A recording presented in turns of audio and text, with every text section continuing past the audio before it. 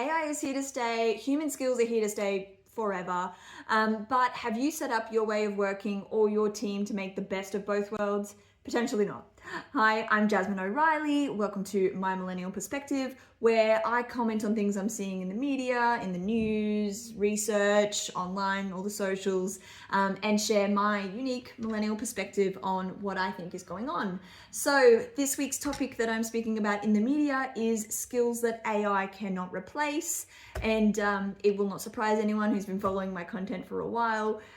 Human thinking and creative thinking and critical thinking and all those uniquely human things are the things that AI cannot replace.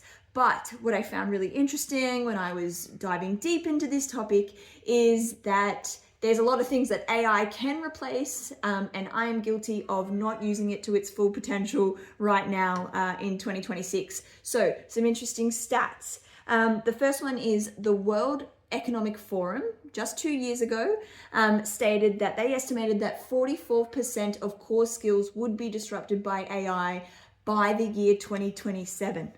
So whenever you are watching this, that year is close, that year is near. And you might think, oh, what does that mean? A little bit of disruption, a little bit of change to how we do things.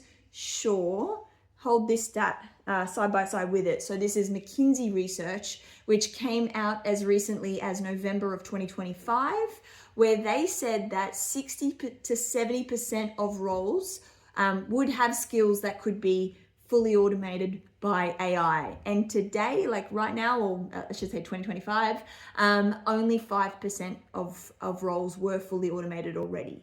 So there's a big gap there. And I'm curious as to, well, I guess why there's the gap. Maybe there's still apathy or, second mover or third mover things that are happening with AI and embracing it. Maybe we just don't know enough and we need to get educated. But what are the things that we can use AI for right now that don't involve, complex builds or delegating our thinking? So 3 things that I found from my research. Of course, none of this is probably new. Keen for your thoughts. The first one is anything that's a repetitive or a rules-driven task. So this is where we see things like data entry, scheduling, compliance checks with our work, anything that's going to show us where potentially there are problems or opportunities to enhance or optimize. Perfect. I'm all for it.